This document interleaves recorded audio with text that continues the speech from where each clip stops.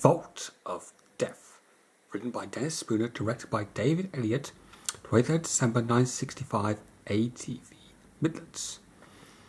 An accountant is trapped inside the Bank of England's new electronic vault as the air is slowly pumped out.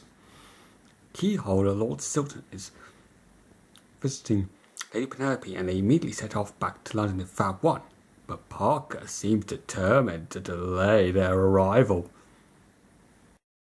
This light-hearted adventure mainly serves as a reintroduction to Lady Penelope and Parker after their brief appearances in Trapped in the Sky and The Mighty Atom.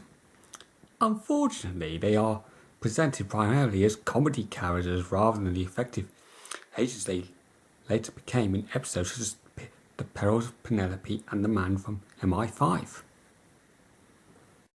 The most substantial additions to the episode's original 25 version were the opening sequence with the late Penelope and Parker break into the Bank of England's old vault, Parker spilling coffee over Lord Silton and then cutting the video phone line, the scenes of Thunderbirds 1 and 2 at City London's heliport, Parker's confession at Lover's Leap and his flash back to his last spell in prison, and Grandma's recollection of old London Underground subway.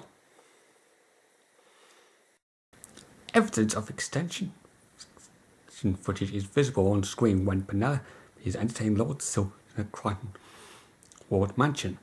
Some of the furnishings, notably Penelope's chair, the plants on the sideboard, and the contents of the coffee table, alter after the first scene there, as the lounge set couldn't be accurately readdressed for the remounted shot. For the live action shots of Penelope clicking her fingers and looking through the spy hole in the back, Penelope was portrayed by Judith Shutt, one of the series teams of puppet operators. The spy hole is the only time that any part of a human face appears on screen in the series, other than photographs seen in newspapers or magazines. In this scene, Penelope's pupil is fully contracted, as if she's looking directly into a bright light. It should be fully dilated as she's supposed to be peering into a darkened room at night. Lord Silton.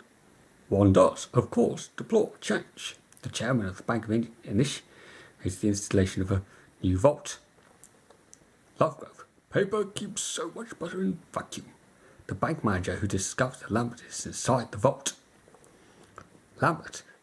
Perhaps I'll get some peace and quiet now.